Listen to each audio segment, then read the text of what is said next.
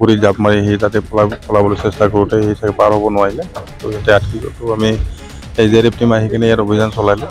তো আপোনালোকে দেখা পালে তাৰ ডেড বডি ইয়াতে আমি উদ্ধাৰ হৈছে।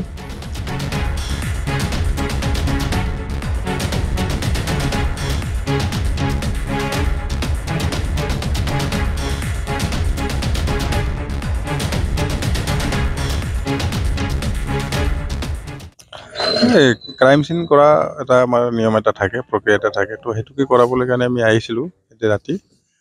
তো সি পলায়ন কৰিবলৈ চেষ্টা কৰি আমাৰ যিটো যোনে ধৰি আছিলে আমাৰ ষ্টাফ, তো তাকে গোটা মাৰি পুখুৰীত জাপ মাৰি সি তাতে পলাবলৈ চেষ্টা কৰোঁতে সি চাগে পাৰ হ'ব নোৱাৰিলে। তো ইয়াতে আটকি গ'ল। তো আমি SDRF টিম আহি কিনে ইয়াত অভিযান চলালোঁ। তো আপোনালোকে দেখা পালে তাৰ ডেড বডি ইয়াতে আমি উদ্ধাৰ হৈছে। এটা নামটো আছিল তপজুল ইছলাম, যে আমি আমাৰ ৰিচেণ্টলি যিটো ৰেপ কেছ এটা হৈছিলে সেই কেছত এটা আমি মানে গ্ৰেপ্তাৰ কৰিছিলোঁ। তো বাকী যিটো আমি প্লেচ অফ অকাৰেঞ্চত যিটো ক্ৰাইম চিন ৰিক্ৰিয়েটৰ যিটো আমাৰ এটা নিয়ম আছিলে তাকে আমি আনিছিলোঁ। তো আজি ঘটনাটো সেইটো হৈছে। তিনি অভিযুক্ত আছিল, প্ৰায় 2 অভিযোগ কৰিছে নেকি? আৰু নাই, বৰ্তমানটো আমি সেইটো তাক কৰিব পৰা নাই। এজনে কৰা হৈছিলে। তো তাকে আজি তাকে লৈ, আৰু সি মূল অভিযুক্ত আছিল। তো তাকে লৈ আমি ক্ৰাইম চিনত আহিছিলোঁ।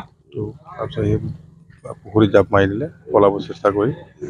তো তাৰ আজি ডেড বডি আমি পালোঁ। গুলি আছিল নেকি? নাই, গুলি হোৱাৰ কথা নহয়। আমি ইয়াতে ক্ৰাইম চিনত ৰিক্ৰিয়েট কৰিব আহিছিলোঁ ইয়াতে। তো সি পলাব চেষ্টা কৰি পানীতে জাপ মাৰিলে। চাগে সি সাঁতুৰি পাৰ হ'ম বুলি ভাবিছিল নেকি চাগে। তো পাৰ হ'ব নোৱাৰিলে, সি আটকি গ'ল। তো আমি SDRF টিম আনিলোঁ। হেণ্ডকাপ আছিল নেকি হাতত? হাতত হেণ্ডকাপ আছিলে, আমি হেণ্ডকাপ লগাই আনিছিলোঁ। পুখুৰীত জাপ মাৰি সি তাতে পলাবলৈ চেষ্টা কৰোঁতে সি চাগে পাৰ হ'ব নোৱাৰিলে। তো ইয়াতে আটকি গ'ল। তো আমি SDRF টিম আহি কিনে ইয়াত অভিযান চলালোঁ। তো আপোনালোকে দেখা পালে তাৰ ডেড বডি ইয়াতে আমি উদ্ধাৰ হৈছে।